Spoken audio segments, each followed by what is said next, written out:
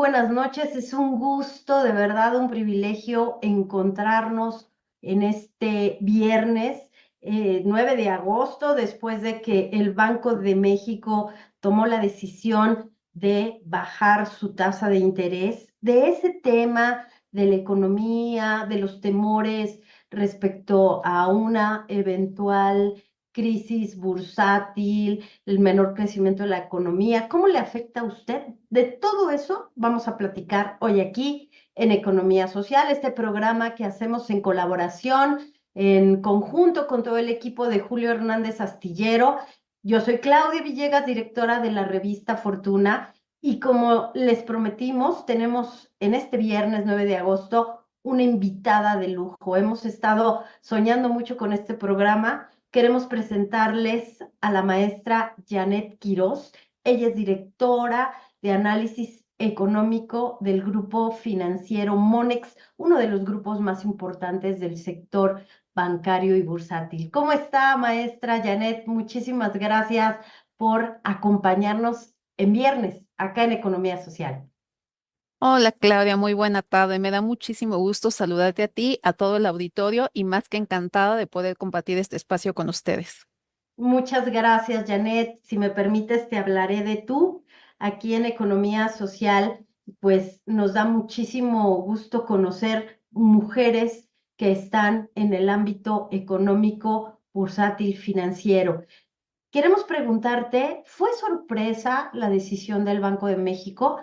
¿Fue buena decisión en un momento de tanta volatilidad? ¿Y qué nos debe preocupar respecto a la inflación, Janet? Con mucho gusto, Claudia. Pues mira, yo creo que realmente fue una decisión, como bien lo comentas, sorpresiva, sobre todo porque ese mismo día se publicó el dato de inflación del mes de julio por parte de INEGI, en donde pues realmente me parece que no hubo mucho espacio para poder descontar los resultados que estábamos viendo en cuanto a la evolución más reciente del incremento en los precios. Y esto lo que suscitó, pues bueno, fue que al final, o sea, pues no se pudieron hacer los ajustes de manera inmediata en cuanto a las expectativas, pero más allá de eso, del dato puntual de julio, veníamos viendo que la inflación general, pues había presentado, al menos hasta junio, un incremento sostenido de 4 meses seguidos, lo cual pues nos hacía pensar que realmente pues el recortar la tasa de interés pues iba un poco en contra de de apoyar el que viéramos un regreso de esa tendencia al alza que se estaba formando y que de hecho se confirmó con el dato de julio, en donde vimos que nuevamente la inflación presentó un incremento y que tocó niveles que no se veían pues ya desde hace varios meses. Entonces yo creo que ante este comportamiento que hemos visto, sobre todo en la inflación general, y también la volatilidad reciente que estábamos viendo en los precios de algunos activos, como el caso del tipo de cambio, en donde la semana pasada llegó a cotizar por encima de las 20 unidades, pues esto nos hacía pensar que pues realmente los riesgos para que haya un contagio de la inflación general a la subyacente, pues los riesgos son realmente altos ante sí, por un lado, las presiones que estamos viendo en varios de los rubros de la inflación no subyacente, que sin duda pudieran tener un impacto de segundo orden y afectar también a la subyacente, pero también con riesgos ya directamente sobre la subyacente, si es que es apreciación que se ha observado desde junio en el tipo de cambio empieza a propiciar que haya un incremento en los precios de bienes importados. Entonces, yo creo que sin duda habíamos visto en el comunicado anterior, en el comunicado del mes de junio, recordando que en julio no tuvimos reunión de política monetaria, no estaba calendarizada y la anterior había sido en junio, que pues realmente se dieron, me parece que señales en el sentido en el que podía ocurrir un recorte de la tasa de interés. Nosotros después de este comunicado pensamos que efectivamente podría haber ese recorte en agosto y que ante la comunicación que virtió la Junta de Gobierno, pues era como señal de que los inversores y los mercados debían de prepararse para un recorte. Pues yo creo que las condiciones más actuales, pues realmente de alguna manera, pues no soportaban mucho, o sea, la posibilidad de que ello ocurriera. Pero bueno, yo creo que hacia adelante, pues va a ser importante seguir viendo la evolución de la inflación. Por el momento, la inflación subyacente ha mantenido una trayectoria sostenida a la baja a lo largo de los últimos 18 meses y fue yo creo que el principal argumento que suscitó el que se concretara este recorte. De ahí que vamos a seguir muy pendientes sobre la evolución de este rubro, que esperemos que efectivamente continúe mostrando esta tendencia bajista y que pues estos riesgos de que haya un contagio de la no subyacente a la subyacente no se materialice y yo creo que en ese sentido pues no descartamos que incluso haya más recortes hacia adelante.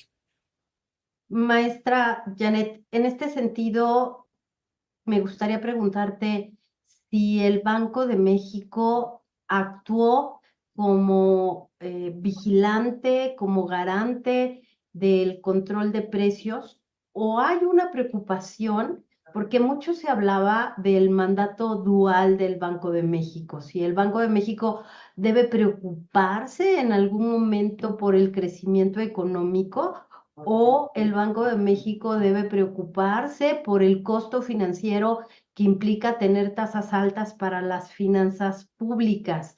¿Cómo podemos de alguna manera entender la función del Banco de México? Porque esto me lleva a comentarte o preguntarte, ¿cómo viste el voto dividido?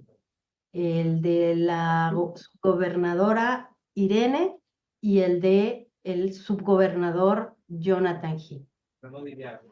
Claro, como bien lo señalas, Claudia, esta decisión que conocimos en el mes de agosto y que suscitó al final el que viéramos este recorte de la tasa de interés de referencia, pues se dio gracias a una mayoría de votos y no a un voto unánime de la Junta de Gobierno, sino que 3 de los 5 miembros votaron a favor de este recorte. Y bueno, yo creo que al final, o sea, nos deja ver que la evaluación de la trayectoria de la inflación esperada, pues yo creo que no se comparte dentro de toda la Junta de Gobierno. Yo creo que todos los miembros no están teniendo una misma visión, sino que efectivamente los dos que votaron a favor de mantener la tasa de interés, yo creo que están viendo estos riesgos ante la posibilidad de que haya este contagio, o sea, de la inflación no subyacente, que es la que ha presentado un incremento muy significativo. De hecho, el avance que se reportó en julio de esta inflación no subyacente es la más alta desde 1988 para un séptimo mes del año. Entonces, yo creo que sin duda, pues tanto la subgobernadora Espinosa como el subgobernador Heath, pues están Ujú. viendo riesgos importantes. Ahora, yo creo que hacia adelante, pues deberá de prevalecer el objetivo puntual de Banco de México, que es el generar las condiciones propicias para que la inflación alcance su objetivo puntual del 3%. Hasta este momento, la inflación general pues es casi del doble de ese objetivo. Sin embargo, la subyacente, que pues bueno, sabemos que en general, o sea, los bancos centrales son el rubro subyacente la que consideran para tomar sus decisiones de política monetaria.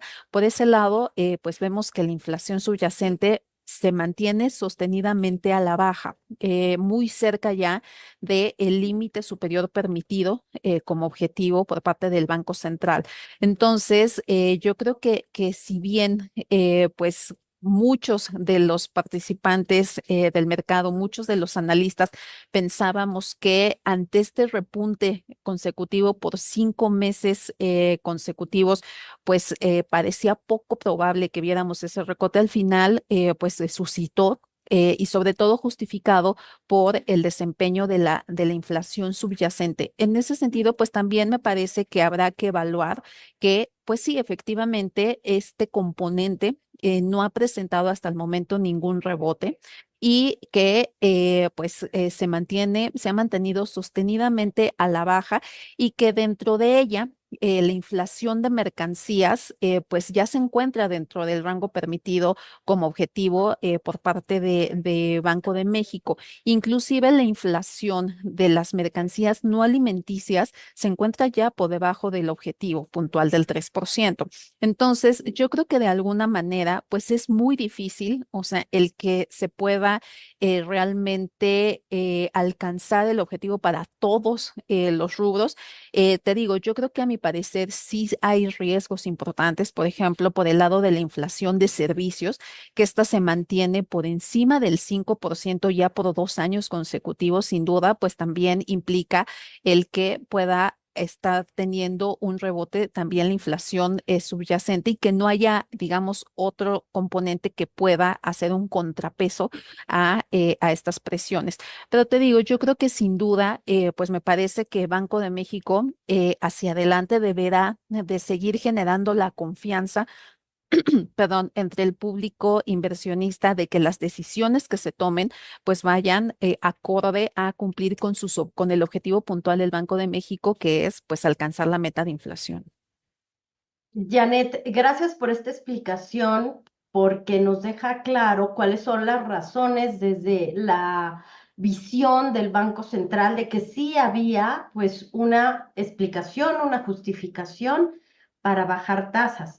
Ahora me gustaría que nos contaras un poquito cómo beneficia a las finanzas públicas y por lo tanto a ese tema que es muy controversial, el de la sostenibilidad fiscal, que no es otra cosa que no dejar que el déficit crezca más, no dejar que esa relación deuda-PIB, que parece ser una de esas estrellitas que tiene la economía mexicana y que de pronto nos pone en un cuadro diferente al de economías emergentes muy endeudadas, a pesar de que tuvimos pues una política expansiva durante los últimos meses. ¿Cómo ves el beneficio de este ajuste que ahora tiene las tasas en niveles de 10,75?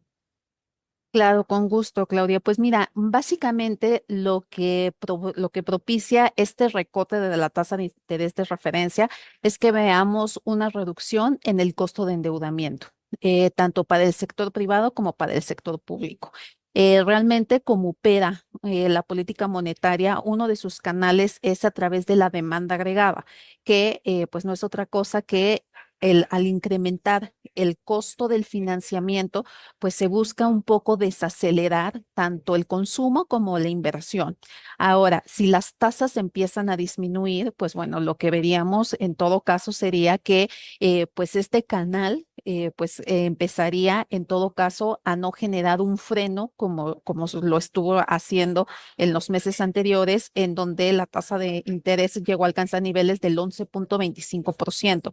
Ahora, en cuanto al costo financiero, bueno, pues sin duda el que veamos el que hubo una disminución de las tasas de interés de este costo de endeudamiento, pues entonces seguramente va a implicar el que también veamos al menos menores presiones para el costo financiero. Inclusive, posiblemente veremos una caída y esto debido a que la base de comparación pues va a ser más alta en cuanto a las tasas que se tenían hace un año a las que vamos a empezar a tener hacia adelante. Entonces, yo creo que en ese sentido, pues en todo caso, esperaríamos que apoyara el que viéramos en que disminuye, o sea, o al menos tiene una menor carga fiscal, pues en todo caso la Secretaría de Hacienda, así como también, como te decía, pues realmente los demás participantes del mercado. En ese sentido, Janet, ustedes en Grupo Financiero Monex, ¿qué le están diciendo en estos momentos a sus clientes?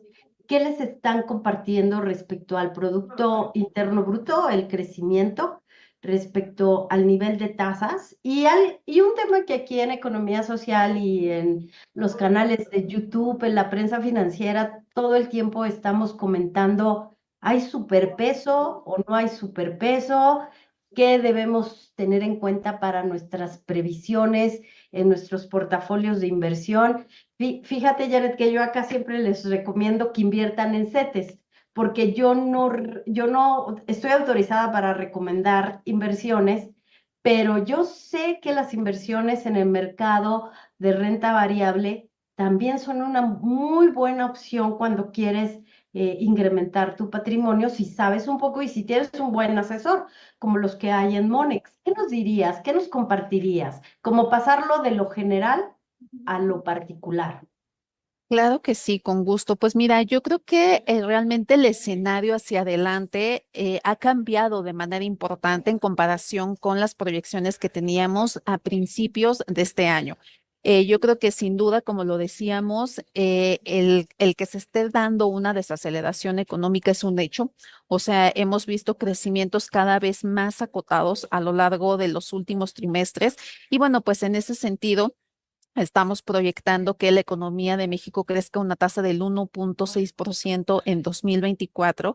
En cuanto al tipo de cambio, pues bueno, yo te diría que realmente es una variable que absorbe todos los choques, tanto internos como externos. Entonces, todavía falta pues varios por que enfrentemos. Entre ellos, pues tendrá que ver con las elecciones en Estados Unidos, que es un evento que realmente pueda estar afectando la estabilidad económica de México en el sentido en el que pueda estar ganando nuevamente Donald Trump y ante ello que pueda estar proponiendo en cuanto a algún cambio en la relación comercial que existe con México.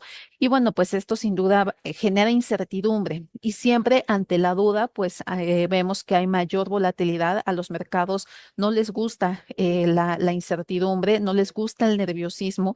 Y bueno, pues yo creo que esto puede suscitar que en lo que resta del 2024 sigamos viendo volatilidad importante en el tipo de cambio. En cuanto si ya se abandonó el superpeso o no, pues yo creo que ya estamos muy lejos de los 16.50, que fueron los mínimos que se vieron a lo largo de este año, y veo poco probable realmente que regresemos a esos niveles, considerando, como te decía, que pues hay muchos factores de incertidumbre.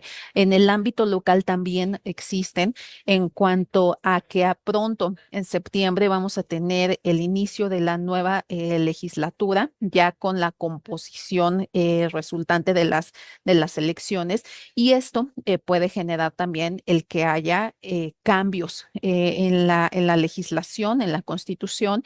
Y bueno, yo creo que esto también al final, pues es un factor que pudiera generar mayor volatilidad hacia adelante. Y en cuanto a las tasas de interés, pues bueno, yo creo que ante el comunicado que vimos el día de ayer, no descartamos que haya un recorte más en la reunión de septiembre, sobre todo porque la guía prospectiva se mantuvo pues prácticamente sin cambios, se mantuvo igual.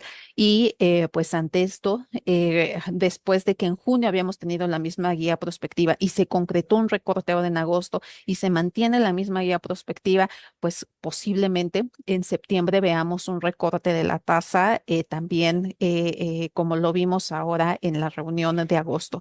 Y en esto, pues podríamos también, digo, va a depender de cómo siga evolucionando, sobre todo la inflación subyacente, pero también pensamos que pueden haber más recortes a lo largo de las últimas reuniones, posiblemente uno más en diciembre y no descartamos también que haya uno en noviembre. Hablas de la guía prospectiva, querida Janet, que es pues una serie de mensajes muy interesantes que nos comparte la Junta de Gobierno del Banco de México, que normalmente observa, y si estoy mal me corriges, lo que también nos dice el Banco de la Reserva Federal.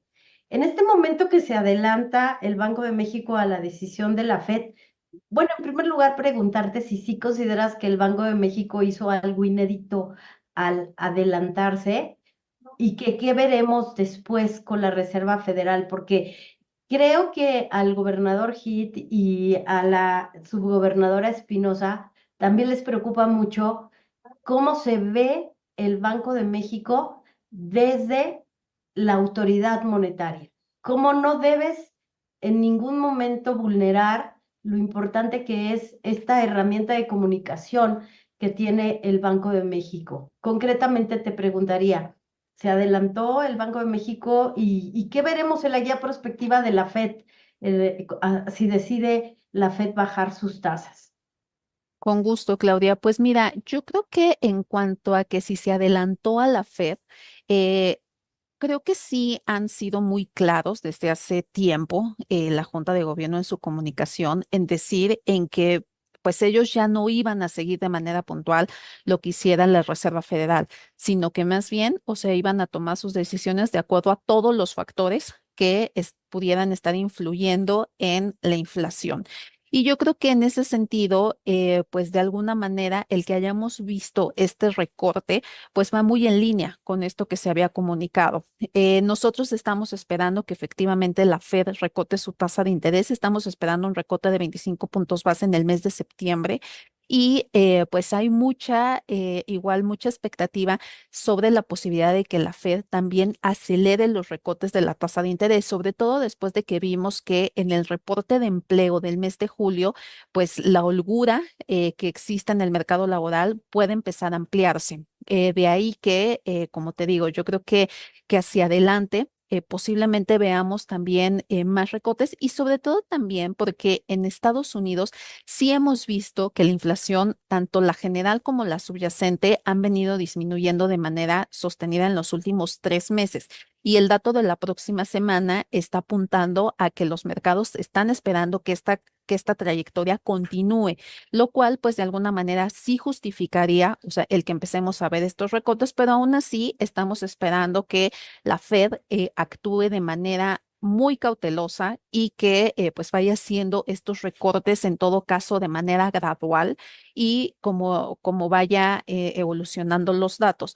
Ahora, para México, pues yo creo que sin duda, pues los recortes o las decisiones de la Reserva Federal, pues van a ser vistos, como lo han comentado los miembros de la Junta de Gobierno, es un factor más que toman en cuenta para sus decisiones, pero no es el único. Entonces, como te decía, yo creo que en todo caso, me parece que lo que tendrá más peso en la decisión va a ser la evolución de la inflación subyacente. Mientras esta se mantenga a la baja, yo creo que la probabilidad de que sigamos viendo recortes es elevada.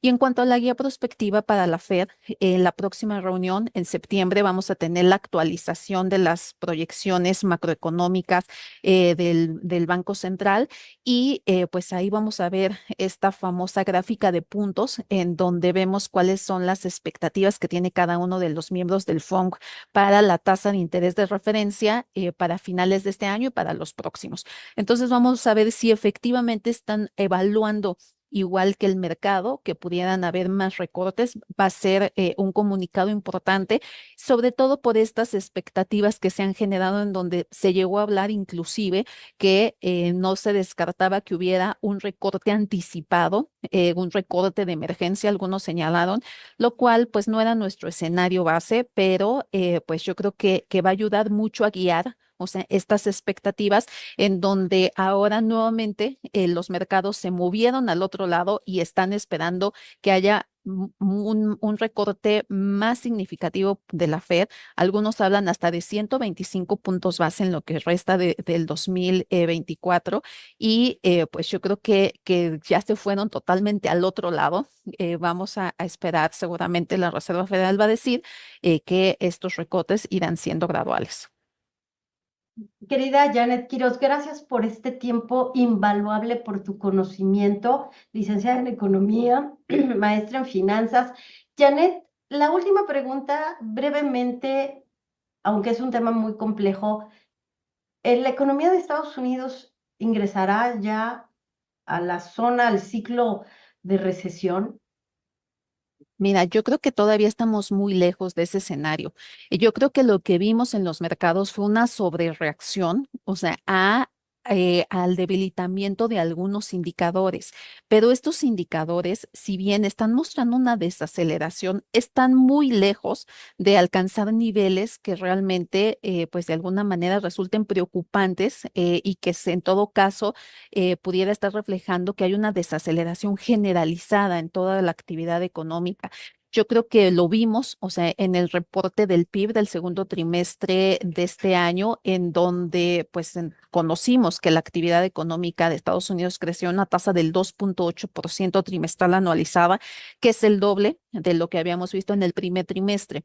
Entonces, yo creo que el que viéramos este debilitamiento en el sector laboral y también tuvimos un reporte del PMI del sector manufacturero que tocó un nivel mínimo que no se veía desde noviembre del 2023, sin duda nos está reflejando que la actividad económica puede estar perdiendo dinamismo, pero eso no implica que se vaya en picada, o sea, hasta alcanzar una recesión.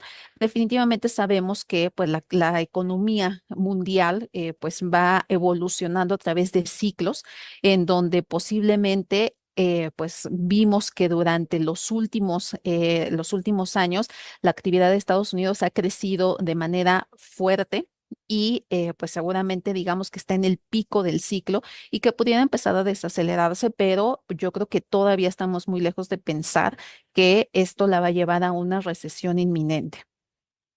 Pues muchísimas gracias, Janet. Podríamos seguir haciéndote preguntas. Eres de verdad una maestra. Aquí en Economía Social tenemos el privilegio de tomar estas masterclass con ustedes.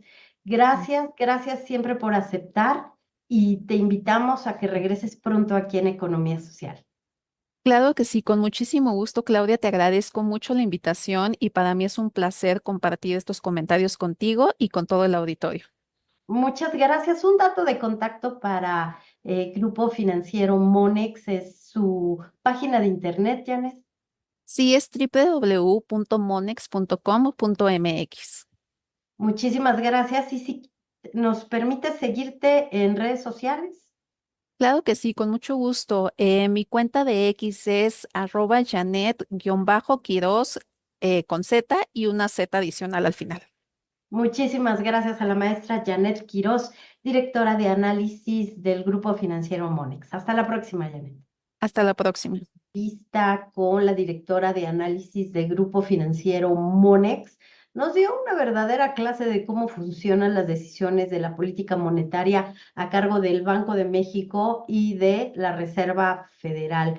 Así es que hay que apuntar lo que nos dijo respecto a cuándo se anuncian las decisiones de la Reserva Federal, cómo el Banco de México podría tener más ajustes en la tasa de interés y cómo, a pesar de lo que muchos opinan, la escalada o la desescalada de tasas de interés ya está aquí. Así es que tomen sus previsiones. Hay que seguir ahorrando. De todas maneras, un rendimiento superior al 10%, que es lo que se prevé para el cierre de año, es bastante bueno. Mínimo 10.25 podría permanecer. Y el tipo de cambio, como nos dijo, es este indicador que sigue como en una especie de punch in back, como estos aditamentos que se usan para el box, está recibiendo todo el tiempo los choques internos y externos, las decisiones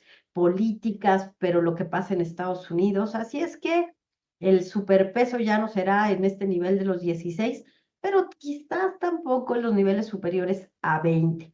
Y bueno, como es viernes y queremos darnos un premio porque hemos trabajado mucho, estuvimos esta semana con Jacaranda Correa allá en Canal 22. Amigos, gracias, gracias por todo su apoyo en esta red social que nos permitió dar a conocer esta entrevista en Debate 22. Bueno, pues tenemos una sorpresa. Vamos a platicar con la fundadora de Bembolere, que es una plataforma de experiencia gastronómica basada en el conocimiento de los vinos mexicanos, los mejores vinos mexicanos. Vamos a platicar con Natalia von Retek. Ella es fotógrafa, ella es comunicóloga, experta en vino y le damos la más cordial bienvenida porque vamos a hablar de cómo tener buenas experiencias gastronómicas sin gastar mucho, pero también de cómo incluir siempre el mejor vino mexicano. Bienvenida, Natalia.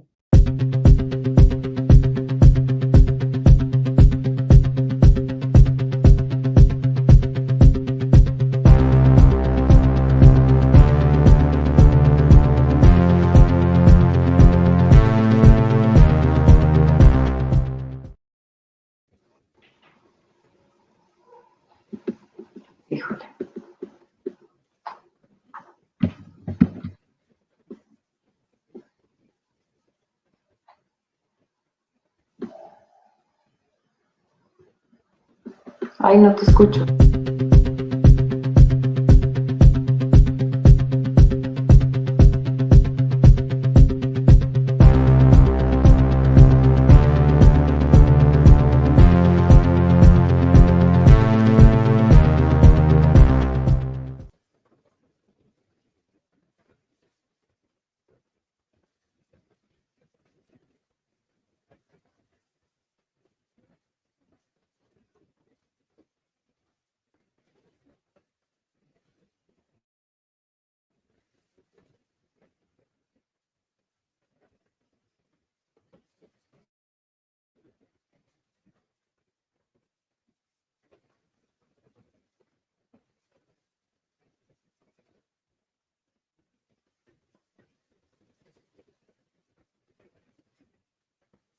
Hacerse patrocinador de Astillero a través de Patreon es un proceso sencillo. Aquí tienes una guía paso a paso para hacerlo. Paso número 1. Crea una cuenta en Patreon. Ve al sitio patreon.com y haz clic en el botón Unirse, que está en la esquina superior derecha. Puedes registrarte con tu cuenta de Google, Facebook, Apple o usando un correo electrónico.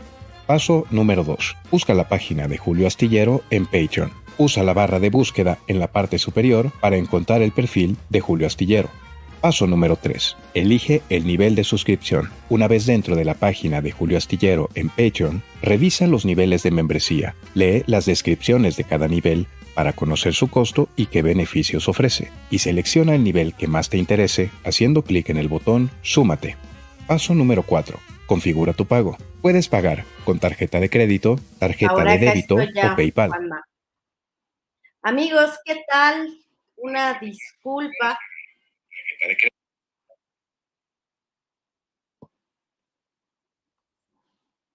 Amigos, ya estamos aquí en Economía Social. Una disculpa, tenemos algunos problemas técnicos, pero bueno, esto es resultado de que estamos en vivo y me da muchísimo gusto ahora recibir a nuestra querida amiga Natalia von Retek, que nos ha dado una entrevista para hablar de experiencias gastronómicas. Ya nos escuchamos, ¿verdad, querida Natalia? Ya nos escuchamos perfectamente. Una disculpa. Hola, Claudia. No te preocupes. Es que les cuento, amigos, Natalia, que a veces me siento ingeniera de audio y me pongo aquí a moverle a las computadoras y bueno, pues genero estos problemas. Natalia, muchísimas gracias por estar aquí con nosotros. Le quiero contar a nuestra audiencia, porque lo que pretendo, querida Natalia, es que nos acompañes una vez al mes, una vez cada 15 días, para hablar de cómo en tiempo de inflación, en tiempo difícil para los bolsillos, bueno, ir a un restaurante, querida Natalia, a veces resulta muy costoso.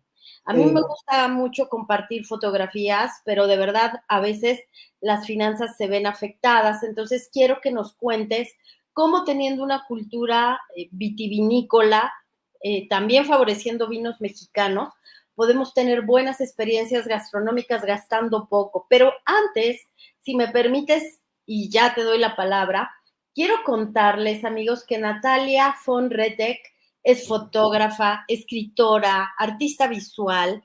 Durante 26 años has incursionado, querida Natalia, en la fotografía editorial, el reportaje gráfico y el retrato de carácter de personajes de arte. Y bueno, eres colaboradora para Fortuna Nuestra, de Fortuna. Has trabajado en Marie Claire, Cinemanía, en la revista Vuelo, Click, Editorial Ciclos, revista Encuesta, y desde 1999 a la fecha, pues has tenido diversas exposiciones, querida Natalia, en el Centro de la Imagen, el Instituto de Investigaciones Antropológicas de la UNAM, la Galería Epson y la Fundación Sebastián, Museo de las Culturas. Y sobre tu formación académica, quiero contarles, amigos y amigas, que Natalia es licenciada en Ciencias de la Comunicación y estudió fotografía en el Centro de la Imagen con un posgrado en la antigua Academia de San Carlos. Toda una artista que fundó Bembolere. Cuéntanos qué es Bembolere, querida Natalia. Teníamos un poquito en la pantalla, gracias a nuestro amigo Juan Manuel, algunas ideas claves de Bembolere, a ver si nos las puedes volver a compartir, Juanma, para que Natalia nos cuente este concepto tan interesante de Bembolere. Bueno, Bembolere es una e-commerce, una tienda en línea, una plataforma en línea bueno, pues vendemos vino, pero surge en la pandemia, fue un proyecto de pandemia como muchos también de mis amigos empezaron pues a diversificar sus quehaceres en el encierro. Y entonces mi esposo y yo, que pues nos encanta el mundo del vino y nos gusta mucho visitar viñedos, por un tema personal, mi padre vive en Querétaro, entonces somos muy aficionados a recorrer los viñedos de Querétaro, pues decidimos poner una tienda de vinos un poco diferente, también pensando en no solo vender botellas de vino, sino vender también pues una experiencia, porque consideramos que el vino no solo es pues vino, alcohol, ¿no? Es, es todo un conjunto de, de experiencias sensoriales, placenteras, y que, como dice ahí en nuestra página, siempre el vino que convoca como a la reunión, ¿no? A la congregación de todos en una mesa, una plática, contar historias, etcétera, ¿no? Entonces, nos gusta el vino como una experiencia.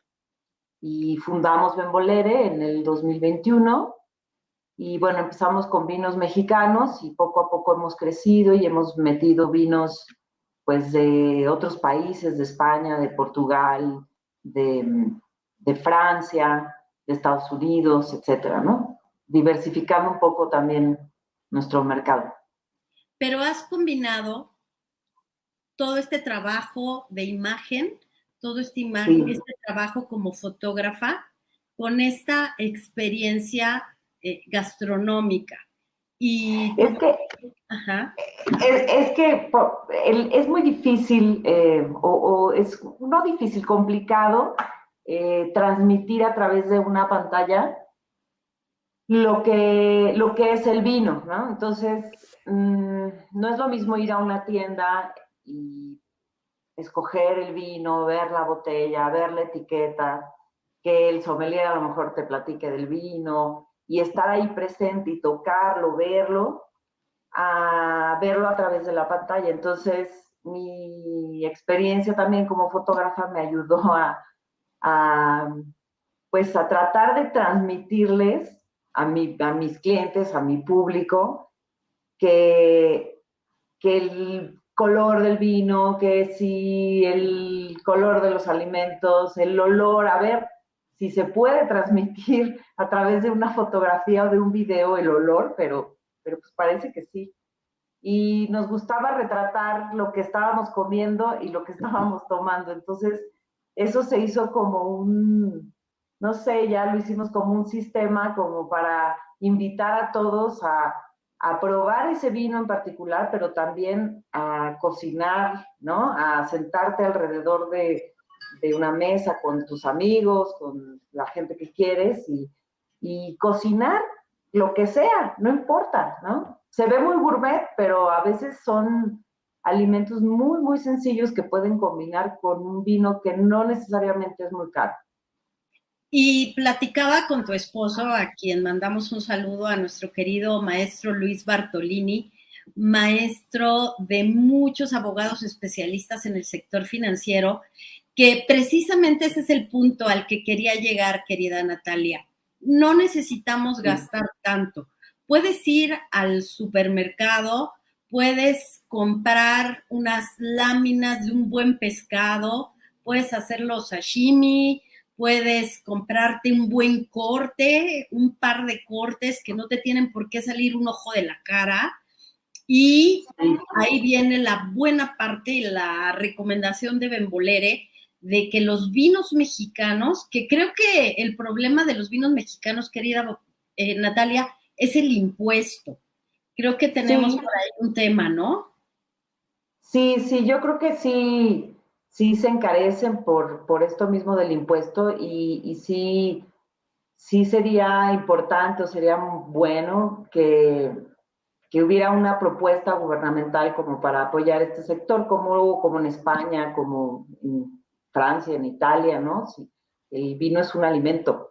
Entonces, si ese impuesto pudiera ser menor y se pudiera apoyar de esta manera la industria, el vino mexicano sería mucho más accesible. Sin embargo, hay etiquetas de varias partes de la República que manejan vinos muy accesibles.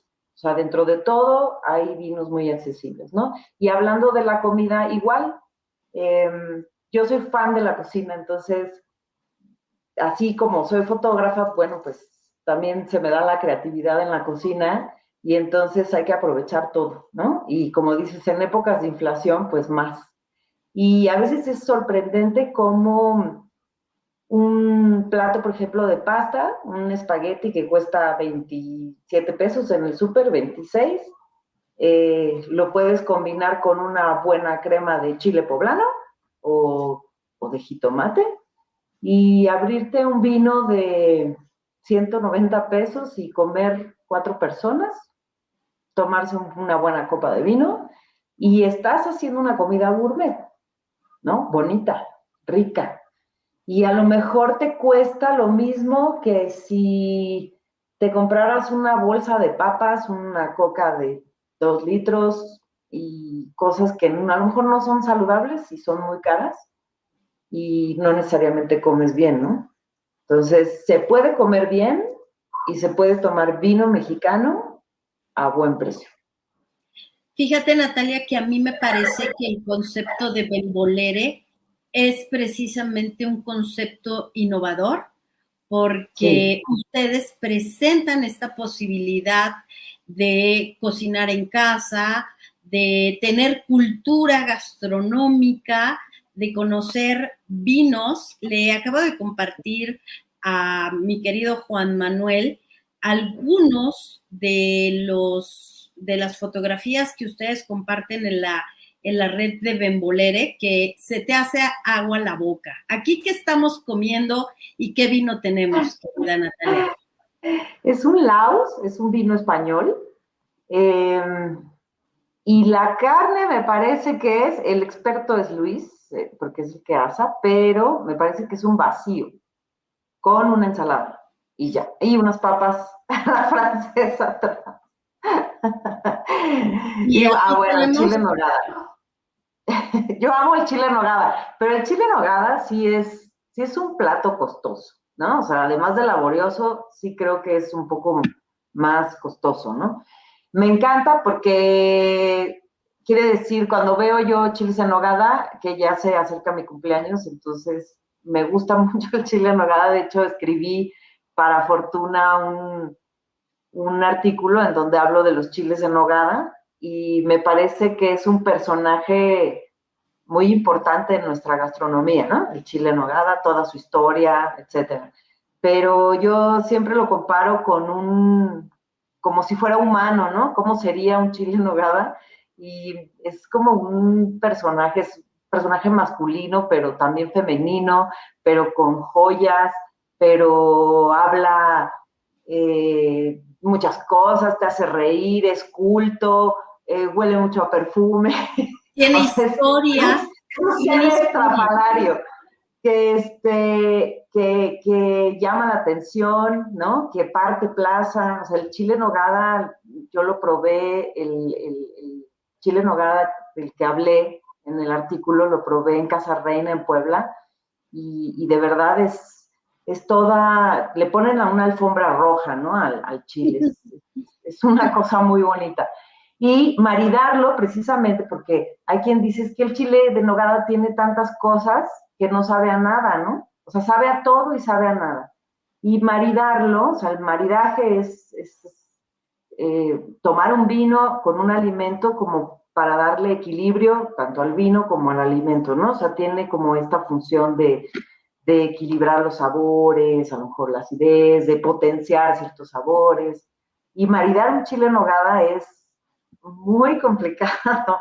Entonces, bueno, por ahí se dice que con champaña. A mí me gusta mucho maridarlo con vino rosado, Y en esta ocasión es un chile que me hizo una amiga a la que quiero muchísimo, que sabe que me gustan mucho, entonces hizo chiles en nogada, me invitó a su casa y yo llevé ese vino que es un albariño de Galicia, España, que se llama Marieta, que es un vino como un poquito frisante, o sea, no llega a ser burbujas ni nada, o sea, yo lo llamaría así como chispeante, porque ni siquiera tiene tanta burbujita, ¿no? Pero un poquito, y es un poquito ligeramente dulce, ligerísimamente dulce. Y entonces es muy amable con el chile, porque el chile es como medio dulzón, ¿no? Pero entonces no lo satura, pero tampoco lo opaca. A veces el chile opaca el vino. Entonces me pareció que ese era un buen equilibrio. Entonces, bueno, por ahí lo sugiero, pero tengo otras sugerencias también para chile en nogada y para otros alimentos. Para el chile en nogada, ¿es mejor un vino tinto, uno rosado? Pues se puede maridar con vino tinto. Yo lo he comido con vino tinto y es muy bueno. O sea, yo siempre sugiero que sea una uva como el Merlot, por ejemplo. Es un poquito también ligeramente dulce, ¿no?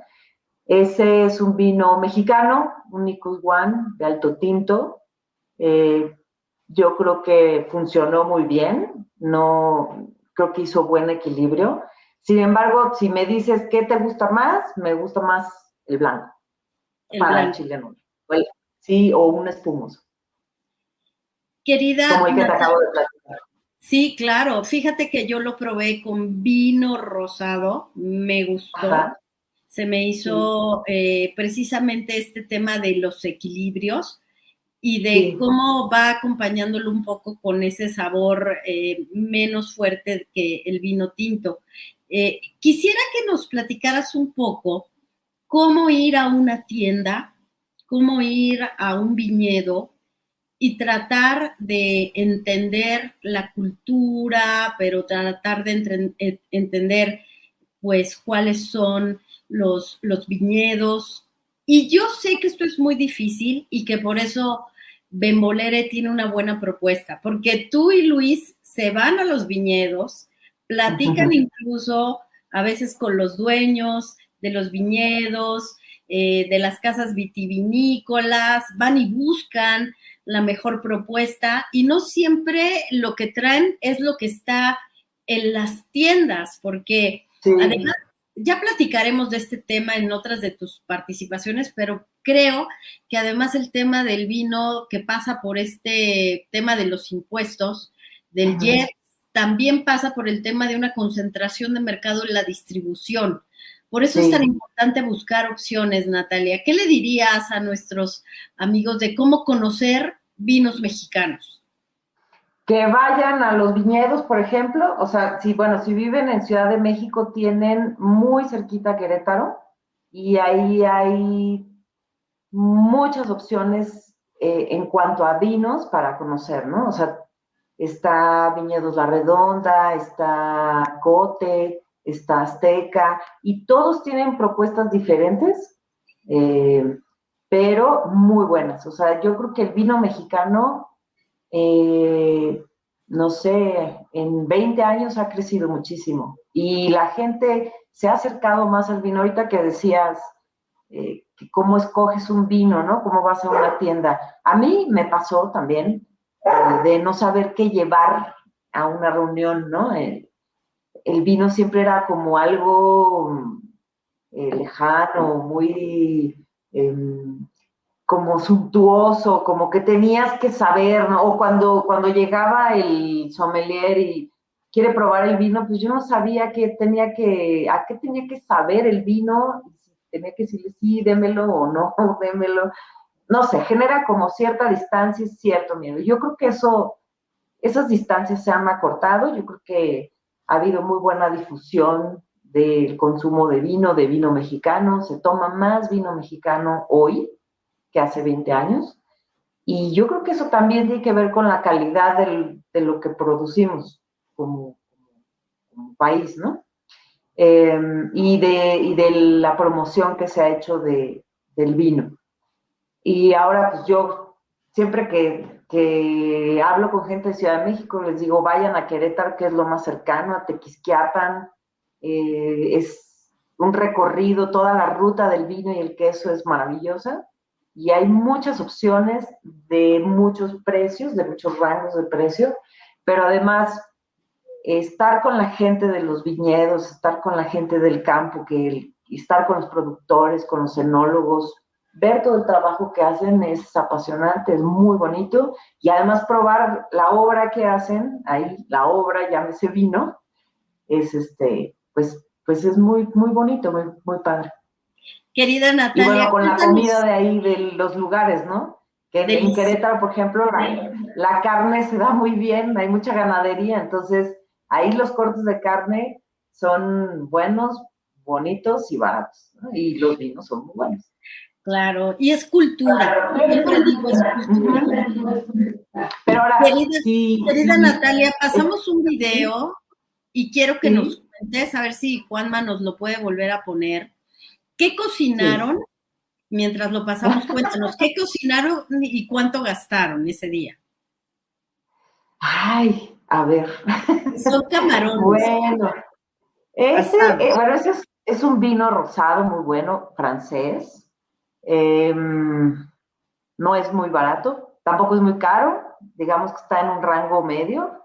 Y sí, son camarones, todos al carbón, son unos camarones montados sobre una piña que también está asada al carbón.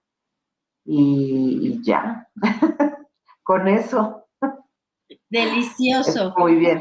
¿Cuánto gastaron más o menos en esa cena? Ay, no sabría decirte la verdad. Bueno, la piña pues barata. Estaba muy barata.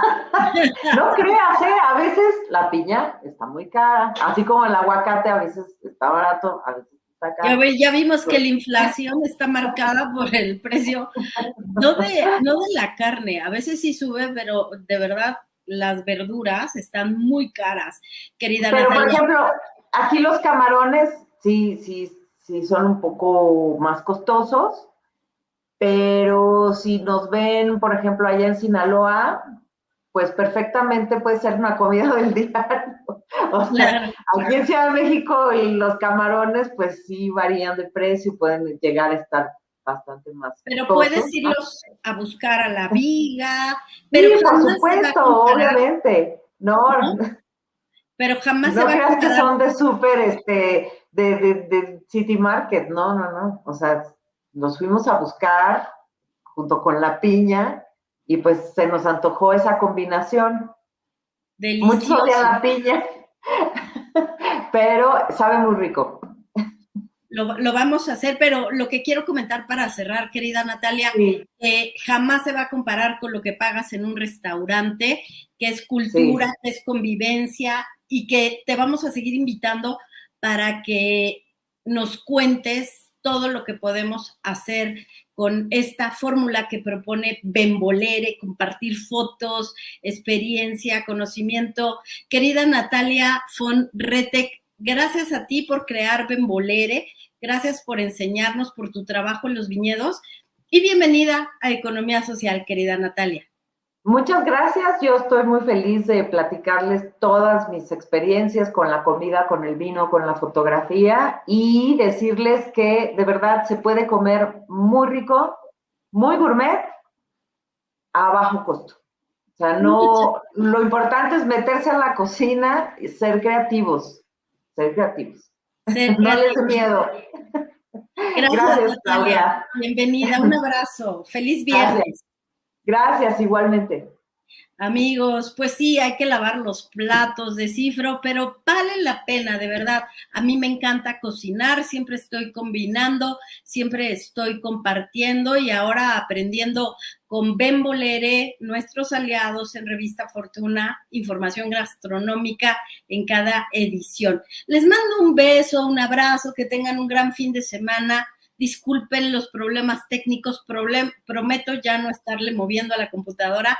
Gracias, Juan Manuel. Quédense, por favor, con el maestro Julio Hernández y nos vemos el próximo martes. Excelente fin de semana y recuerden, Economía Social la hacen ustedes. Gracias.